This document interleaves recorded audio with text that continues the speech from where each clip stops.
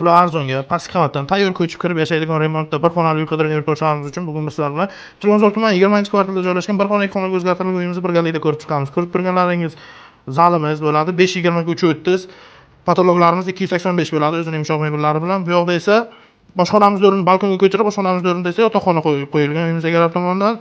1,5 ga 6 bo'lgan balkonning yarmida esa shkaflar bilan jihozlangan. Ko'rib turganinglardek, uyimiz 4 qavatli binoning 2-qavatda joylashgan bo'lib, bu yerda esa 1,5 ga 6 bo'lgan balkonda qolgan yarmida oshxonamiz bo'ladi. Kerakli barcha mebel va texnikalar bilan jihozlangan, romlar yaxshi o'rnatilgan. Ko'rib turganinglardek, uyimizning umumiy maydoni 36 metr kvadratdan iborat. Gilamli eshikdan kirib kelish va razdilni sanuzulimiz keladi.